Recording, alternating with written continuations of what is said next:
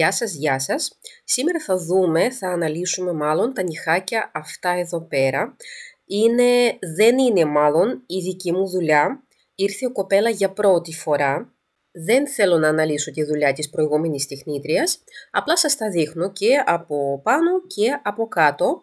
Οφείλω να σας πω πως αυτά κράτησαν υπερβολικά καλά, είναι 2 μηνών αυτή η δουλειά, οπότε απλά θα πρέπει να βγάλουμε οπωσδήποτε το υλικό αυτό, διότι έχει κατέβει πάρα πολύ, έχει χαλάσει η αρχιτεκτονική του. Θέλω να σας πω να προσέχετε να μην κρατάτε τόσο καιρό σε τόσο μακρύ νύχι κιόλας υλικό πάνω στα νυχάκια σας. Όταν χτίζουμε νύχια, όταν κάνουμε ενίσχυση στα νύχια με κάποια υλικά, σημαίνει ότι χτίζουμε κάποια αρχιτεκτονική και σημαίνει αυτό πως το μεγαλύτερο βάρος βρίσκεται στη βάση του νυχιού, στο κρεβάτι του νυχιού, του φυσικού νυχιού μιλάμε έτσι. Όταν τα αφήνουμε να μακρύνουν τόσο πολύ, τα φυσικά νυχάκια ζορίζονται, διότι φεύγει αυτό το βάρος προς τα έξω, στην ουσία γίνεται ελεύθερο άκρο και προσπαθώντας το φυσικό νύχι να κρατήσει όλο αυτό το βάρος, επειδή εμείς με αυτά τα χέρια δουλεύουμε, κάνουμε κάποιες κινήσεις, χάνει την δύναμή του, λεπταίνει, αφυδατώνεται, σημαίνει ότι χάνει την ελαστικότητά του και σπάει. Εκτός αυτού κάπως παλιώνει σε εισαγωγικά το υλικό. Καμία nail εταιρεία δεν δίνει εγγύηση να κρατάτε νύχια για 2 μήνες. Και έτσι το υλικό βλέπουμε ότι αυτό κάπως αρχίζει και γίνεται πιο εύθραυστο. Την ώρα της αφαίρεσης στην ουσία φεύγει σχεδόν ολόκληρη η επικάλυψη, οπότε μένει μόνο στην ουσία το ελεύθερο άκρο. Και αυτή εδώ η κατάσταση που βλέπετε τώρα, συγγνώμη, αλλά δεν είναι συντήρηση. Όπως και να είναι, οι λόγοι που κρατάνε κάποιες γυναίκες τα νύχια τους τόσο πολύ είναι διαφορετικοί. Ο καθένας επιλέγει το σωστό για τον εαυτό του. Δεν μπορώ να πω κάτι πάνω σε αυτό. Το θέμα είναι ότι όντως χαλάνε τα νυχάκια και είναι κρίμα. Από εκεί που στην ουσία πάμε να τα κάνουμε πιο όμορφα, πιο δυνατά, στην ουσία σαν αποτέλεσμα έχουμε το ακριβώς αντίθετο. Εδώ θέλω να σας δείξω από κοντά την αποκόλληση των υπονυχίων πάνω από την επιφάνεια του νυχιού.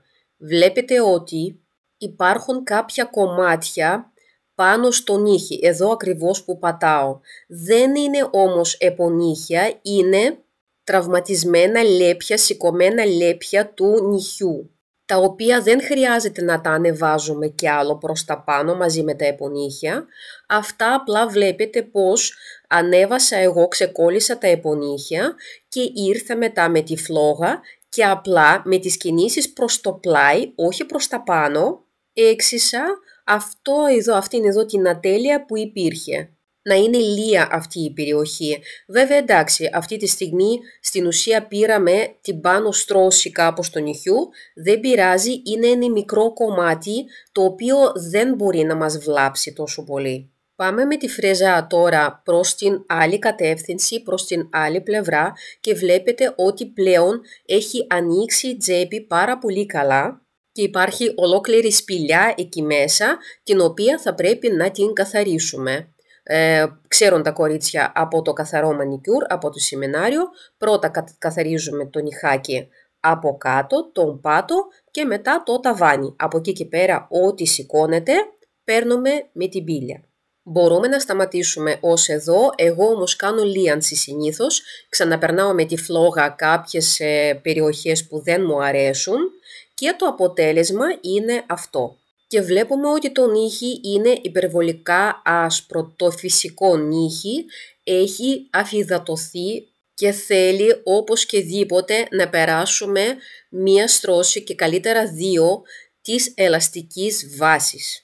Διότι αν βάλω κατευθείαν σκληρό υλικό όπως ακριτζέλ που θα δουλέψω ή και τζέλ, το νύχι πλέον δεν έχει ελαστικότητα, το νύχι είναι σκληρό, από πάνω το υλικό σκληρό και απλούστατα θα ξεκολλήσουν αν δεν κάνω κάτι ενδιάμεσα το ένα από το άλλο. Και πάλι θα δουλέψω με ακριτζέλ. Συγγνώμη κορίτσια, σας έχω ζαλίσει με αυτά εδώ τα ακριτζέλ. Απλά είναι κάτι που είναι πολύ γρήγορο, με βολεύουν, οπότε δεν βλέπω τον λόγο να δουλέψω με τζέλ σε κάτι τέτοιες περιπτώσεις. Θα με καθυστερούσε κάπως απλά, πράγμα το οποίο δεν θέλω να το πάθω. Τα τζέλ είναι πάρα πολύ καλά όταν πρόκειται για υγιέστατο νύχι, όταν πρόκειται για απλή ενίσχυση ας πούμε. Εγώ απλά στο κανάλι εδώ πέρα θέλω να σας δείχνω κάποιες περιπτώσεις λίγο πιο δύσκολες και περίπλοκες, εκεί που μπορεί να ζοριστείτε, να ξέρετε μία λύση να το κάνετε. Οπότε δεν ξέρω, πάντα επιλέγω ακριτζέλ, όποιας εταιρείας και αν είναι. Τώρα εδώ πέρα δεν θυμάμαι με τι δούλεψα, δεν είναι το θέμα εκεί. Θα πρέπει να δώσουμε σωστή αρχιτεκτονική, να έρθει το πολύ υλικό, το μεγαλύτερο βάρος, να έρθει ξανά στη βάση του νυχιού. Θα πρέπει να σηκώσουμε ελαφρώς το ελεύθερο άκρο, να μπει λίγο παραπάνω υλικό εκεί πέρα, να το βγάλουμε, να το λιμάρουμε από κάτω, να έρθει στα ίσα το νύχι. Εδώ πέρα στον αντίχειρα θέλω να σας δείξω λίγο αυτό που εννοώ. Εδώ πέρα οι αντίχειρες, από ό,τι θυμάστε, από τις πρώτες εικόνες που δείξαμε, είναι τα νυχάκια που έλειπαν, οπότε τα χτίζω, δεν χρειάζεται μετά να τα πάρω από κάτω να τα λιμάρω, διότι το ελεύθερο άκρο είναι χτισμένο έτσι όπως πρέπει, προς σωστή κατεύθυνση. Βλέπετε ότι το υλικό συνήθως το βάζω κάπου στο 1 τρίτο του νυχιού, περίπου να είναι κάπου ανάμεσα στην άπεξ και στην στρες περιοχή. Μην ξεχνάτε πως το πινέλο που δουλεύετε θα πρέπει να είναι βρεγμένο, να είναι ποτισμένο με το υγρό, ειδικό υγρό για ακριτζέλ. Εδώ βλέπετε το υψηλότερο σημείο, η άπεξ είναι κάπως πιο κάτω, οπότε θα πρέπει εγώ με το πινέλο να σμπρώξω λίγο πιο πάνω το υλικό, να μην υπερφορτώσω και ξανά την στρες περιοχή και το ελεύθερο άκρο σε ένα μήνα.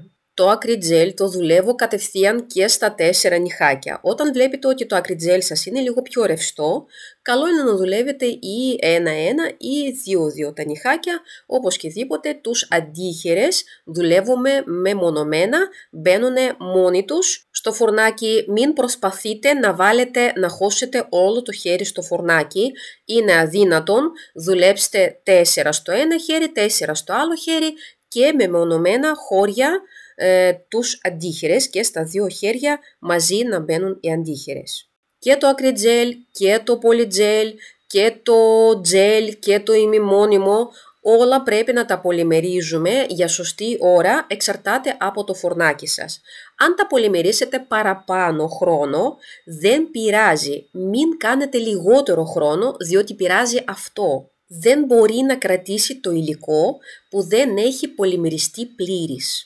Εδώ βλέπετε γυρνάω το χέρι της πελάτη σας ανάποδα για να βλέπω το χέρι έτσι όπως το βλέπει αυτή. Είναι ένα life hack αυτό, βοηθάει να καταλαβαίνουμε τη σωστή πορεία των νυχιών, διότι όταν είναι όσο πιο μεγάλα μάλλον, όσο πιο μακριά είναι τα νυχάκια, τόσο πιο σωστή πορεία θα πρέπει να έχουν. Δεν μπορούν να κοιτάνε το ένα δεξιά και το άλλο αριστερά. Άλλο κάτι πάρα πολύ σημαντικό. Όταν τελειώνω εγώ το λιμάρισμα, όπως και δίποτε, τα νυχάκια αυτήν εδώ τη στιγμή θα πρέπει να τα μπαφάρω. Με ρωτάτε πάρα πολλές φορές πώς να καλύψω τα νυχάκια με μία στρώση. Δεν μπορεί κανένα βερνίκι, κανένα ημιμόνιμο χρώμα να σας καλύψει τόσο τραχιά επιφάνεια μετά τη λίμα 180, 150, 100 γκριτ. Όσο καλυπτικό χρώμα και αν είναι, δεν μπορεί να γίνει, είναι αδύνατον. Το κάθε επόμενο σας βήμα εξαρτάται από το κάθε προηγούμενο. Μην παραμελείτε βήματα. Ειδικά όταν έχετε να κάνετε κάποια παστέλ χρώματα που είναι δύσκολα στην κάλυψη. Το ξέρουμε όλοι, ειδικά το κίτρινο είναι δύσκολο να πετύχουμε. Σε όλες τις εταιρείες είναι το ίδιο πρόβλημα. Πάντα δουλεύω λεπτές στρώσεις, βλέπετε ότι δεν βάζω πολύ χοντρή. Προτιμώ αυτή εδώ η στρώση που σας δείχνω είναι η τρίτη στρώση, αλλιώς δεν γίνεται, δεν γινόταν μάλλον, δεν με πειράζει καθόλου. Πρέπει να εξασφαλίσω το χρώμα να κάθεται μέσα στα όρια. Δεν θέλω εγώ να τρέχει δεξιά και αριστερά, όπως και δίποτε ελέγχω την κατάσταση με το λεπτό πινελάκι. Μην βιάζεστε στην κάλυψη με το χρώμα, διότι αυτό το βήμα είναι η τελική εμφάνιση. Αν έχετε κάνει σωστό μανικιούρ, αν έχετε σωστό νύχι χτισμένο με σωστή αρχιτεκτονική, αν στο τελευταίο βήμα εδώ πέρα, στην κάλυψη με χρώμα, βιαστείτε, θα διαγράψετε όλη την προσπάθεια την πριν. Και είναι κρίμα, είναι πραγματικά κρίμα. Τις ατέλειες που μένουν, λίγες ή μικρές ατέλειες που μένουν πάνω στο νύχι, πάνω στο χρώμα, πάντα μπορείτε να τις διορθώσετε με τη βοήθεια του top. Έχουμε μιλήσει γι' αυτό, μπορούμε να βάλουμε λίγη ποσότητα top παραπάνω και να το δουλέψουμε με την τεχνική μιας σταγόνας, όπως δουλεύουμε με τις βάσεις. Το χρώμα, για να μην με ρωτάτε, είναι αυτό εδώ, είναι μια ρώσικη εταιρεία. Θα ανακατέψω αυτό το χρώμα με το λευκό από το αρτέσιο, δεν μας πειράζει καθόλου. Δεν έχω δει κάποια χρώματα που να μην παντρεύονται μεταξύ τους. Αν κάνετε ομελέτα με τα αυγά της κότας, ας πούμε, ή και της γαλοπούλας, πάλι ομελέτα θα βγει, δεν θα πάρετε τούρτα σαν αποτέλεσμα. Μην τα φοβάστε, τα ανακατεύετε φτάνοντας στην απόχρωση που θέλετε εσείς. Εδώ πέρα προσπαθήσαμε να κάνουμε τύπου ένα όμπρε, πηγαίνοντας από το πιο σκούρο προς το πιο ανοιχτό. Εδώ στην κάμερα δεν φαίνεται, εκτός αυτού το κίτρινο είναι ένα χρώμα το οποίο δεν μπορεί να είναι τόσο ανοιχτό το χρώμα που δεν μπορέσαμε να κάνουμε τόσο αισθητή διαφορά, οπότε έγινε ό,τι έγινε και όπως είπαμε από κάτω θα πρέπει να αφαιρέσουμε όλο αυτό εδώ το πάχος που υπάρχει. Θα πρέπει να φύγει όπως και δίποτε από κάτω, διότι αυτό είναι εξτρά βάρος, είναι εκτός από το ότι δεν είναι οπτικά ωραίο, δεν είναι βολικό κιόλας, διότι μαζεύει από κάτω εδώ η διαφορά ανάμεσα στο υλικό και στο φυσικό νύχι. Υπάρχει ένα σκαλοπατάκι το οποίο συνέχεια το πειράζουμε, αυτό ενοχλεί γενικά στην καθημερινότητα, οπότε καλό είναι να τα αφαιρούμε. Για αυτές εδώ τις λεπτομέρειες καταλαβαίνουμε ότι θα πρέπει να έχουμε ένα φρεζάκι το οποίο να μην έχει χοντρή μύτη, να μπορέσουμε να έχουμε πρόσβαση λίγο πιο κοντά στο μαξιλαράκι του δαχτύλου μας, να μην το τραυματίσουμε. Σε αυτή την περίπτωση δεν πειράζουμε το φυσικό νύχι, διότι δεν χρειάζεται, αφαιρούμε μόνο το υλικό. Κορίτσια, αυτό είναι το αποτέλεσμα. Ελπίζω να σας άρεσε, ελπίζω να πήρατε κάποιες γνώσεις. Εμείς θα τα πούμε στα επόμενα βιντεάκια. Από μένα, γεια σας!